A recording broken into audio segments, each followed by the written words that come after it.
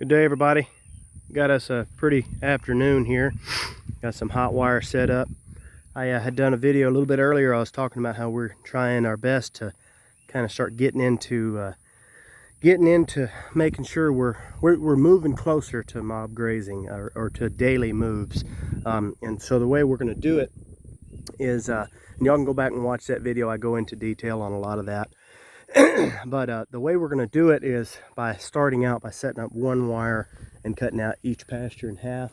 But this pasture that we're in is actually the largest pasture I have besides the pasture on my land. So this pasture I actually did break up, put one right across the middle here, and then so there's one big field here, but that big field has mostly creek and bottom land back there, and it's not a lot of great grazing. So we kind of just gave them that, and we let them stay there for 2 days. But then we broke up another 4 pieces here. It was actually fairly easy to do, so we went ahead and did that. And when they get into there, that's going to be daily moves. So we'll move them once a day, and we're actually moving them faster. We're moving them fairly fast right now, but everywhere else, like this pasture, we're moving them fairly fast just because I'm trying to get them to my place. But everywhere else, we're actually slowing them up a little bit more. And I'm gonna go ahead and start walking and putting in these posts. I've got this wire turned off, so I can actually grab this right now. But anyway, I'm gonna go ahead and do this while I'm talking to y'all. But we've got, we're actually slowing them down just a little bit right now because the grass is just not growing. We're probably about April 5th right now, and it's just not growing like it normally grows. Now the clover, this is clover that I planted last year, and of course you can see here it's not near this thick everywhere. It's a little bit too thick almost in that area, but over in there it's not bad. It's a good area, and so we've got a good amount. I've planted a decent amount of clover in this pasture. There was actually some other types of clover that was already coming on in this pasture pretty good, but we planted clover in several different places, so we went ahead and brought it on and put it into this pasture because we had a little bit extra to put on there. And so we seeded this pasture's, I probably seeded, I don't know, about maybe the whole pasture is 18, but I didn't seed all of it. Probably seeded maybe 14 acres, somewhere in there. Those are some steers. I'm actually just about to run them, getting ready to run all of these guys together. We had to get that group of steers and pull them off because we had one steer that was going to the butcher. So we just got the whole group and just took them all up together. A lot of times it's simpler that way. They seem to react better when you carry more than one, rather than trying to do all of them at the same, rather than trying to do one at a time. It seems like they react better when you do more than one at a time. And so anyway, we did that. We do still have a few heifers that are separated from the herd that they're not heifers that I want to put back with my breeding stock. So we're actually going to end up butchering them for meat. So that it's kind of a hard thing, because when you do that, that means they have to stay separated from the bull at all times. So, and we keep our bull on the herd 9 months out of the year. So anyway, that's been a little bit of a tough road for sure. I wouldn't suggest it to anybody, and I don't think we'll do it again. We're only going to keep the heifers that are keepable, the ones that we feel like we want to keep. Those are the only ones we're going to save. The rest of them, I think, if we have any doubts about them, we're going to just go ahead and sell them as young heifers to other people. Even though we can do a little bit better when we take them and sell them direct market, I think it's just better off just to do it that way, just to get rid of the hassle for us. So we're going to do that. But anyway, like I said, guys, we're slowing them down in most pastures. We're going to actually speed them through this one just a little bit, like I said. But we're doing that just because our grass normally come about June is when we would start slowing our cows down. But this time of year, normally in April, we are absolutely flying. It's not unusual for me to give them 10, even 15 acres at a time.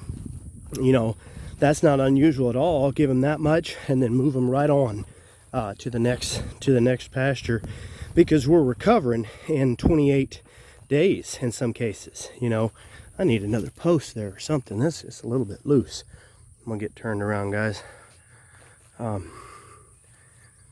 Sorry if I'm spinning around too much, guys. I just happened to see, got a low spot there. I'm actually setting these things a little bit lower just because I haven't been doing hot wire a lot lately. So I'm setting them a little bit lower because I've got a bunch of new calves on the ground and they're not real accustomed to that hot wire. And that is one of the downsides of not running hot wire consistent, you know. So that's why our goal is to eventually run hot wire consistently. You know, and I'll say this, we have definitely improved. Our soil has improved dramatically. When I first started, I'll show over here. My first hot wire I've ever run on this place, I ran straight up here and up. I don't know if you can see the corner post, but it's somewhere right in there. And I ran it all the way across here and then going behind me. And guys, that was a hard job, and it was very discouraging to me, because these step-in posts, even with I sharpened the edge as sharp as I could not hardly get them stepped in. I mean, it was bending that rod, and these are good posts. These are really good posts. And I'll say that these are my favorite posts. And O'Brien does not pay me anything at all to say that, but they're my favorite post so far. And that's just from my personal experience. Just a great post so far. With that, and that's with my limited experience, of course. But anyway, with that being said, I couldn't step that post in, and it was just absolutely discouraging. Well, as the years have gone by, I have gotten better and better soil. The soil malleability, if that's even a word. Like, you can tell, I'll move it over here to another spot.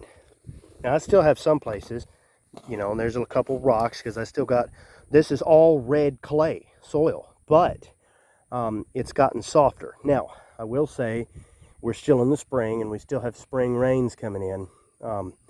Come summer, it will be a little bit harder to do. But with that being said, this wire needs to go down one. With that being said, I have noticed a dramatic difference. So, in a effort to defend myself for not getting into moving them as often as I'd like to, that is one reason, is because it was a big job. And so I guess really all I'm trying to say is, if there's anybody else out there that's trying to get going and they struggle just a little bit, don't get too worried about it. It will come over time. And any little bit better you can do, if you can just do a little bit better and a little bit better, you still are improving, because we've improved our pastures, these pastures, dramatically. The soil's softer, the organic matter that's on the ground is better. Of course, it's still clay. We're not changing the fact that it's clay, but I do believe that we are definitely building our organic matter every year, and we're starting to see more and more volunteer clovers and things like that come in. Like I said, I seeded this, but there's a lot of places on this property that I've seen volunteer clover come in, and it's because it was the seed was probably there in the seed bank from years ago, but it's never come up. And I've said it, I think I've said this, I've mentioned this before. I've had the landowner that owned this place before was just absolutely amazed that I was still having clover come up from that, because they were saying that they hadn't seeded any clover out here. So anyway, it was pretty impressive to see that. And we're starting to see it everywhere now, and all sorts of different clovers. I mean, I planted red clover, but there's all sorts of different clovers coming in everywhere. So anyway, guys, I just wanted to kind of do that, show a video of the cows. We got that white bull there. He seems to be, he's a new bull. He seems to be definitely dirty on the tail. This green grass is getting to them. A lot of them are not doing that bad. I've noticed they're doing quite well in this, and it could just be, I don't know if it's just that my cows are more adapted to this or not. We got that bull because we got a really good price on him, and he was a very good, he put out some really good calves, and I like that. Anyway, we do hope to get a South Pole bull here pretty soon too. But anyway, guys, most of our cows are doing pretty good. We did a heavy culling right at the beginning, like I said, because I was talking earlier about how the grass is not growing like it should, and then they're calling for a drought this summer. So if you get grass that's not growing like it should in April, and then you're supposed to have a drought in a couple of months, that tells you need to be doing something. So what we did, we went ahead and we culled heavy. We got rid of the entire bottom of our herd. Any steers, any heifers, any mamas, any calves, even the younger calves that we would have normally let raise off just a little bit before we sold them, anything that was questionable at all, we put an ad up and sold them like that. And we actually talked to the guy, and and we told him everything. We were honest about it. We never sell anything to anyone else that is that's a cow that won't give a calf. If it's a cow that won't give a calf, we'll take that to the butcher and get her for ground beef. We'll grind her up, But if she will still give a calf, and do well, when we're calling a cow, a lot of times that just means like we're trying to do it on grass. So a lot of times our calls we can sell to somebody else, and they'll do very well on their place, because a lot of times, like I said, we butcher all the bad calls. But so all of these mamas that we sold and all the heifers were just ones that weren't performing as well as we'd like to see them on grass. But anyway, some of these cows are still not looking as good as I'd like to see them. There's a few of these starting to get a little age on them, not too much, but a little bit. But we just had a rough winter. We did not have the ryegrass that we're used to getting, and we didn't get the hay. We just were not able to buy the hay that we were normally able to get, and so it ended up being a rough winter. But we got through it, and we're still fighting strong. But anyway, so I just kind of wanted to show y'all what we got going on and what we're facing and how we're dealing with it, trying to stay proactive with all of that. But I'm gonna see if these guys will move. The downside to having them in a really big area is sometimes they don't move quite when they should move, and that's what I do like about tightening them up just a little bit. So anyway, guys, don't forget to like and subscribe as always, and I really truly would appreciate it if y'all would hit that subscribe button, because I really do I need that for my channel. I'm trying to grow this channel. So anyway, guys, thanks. Like always, please like and subscribe. Thank you.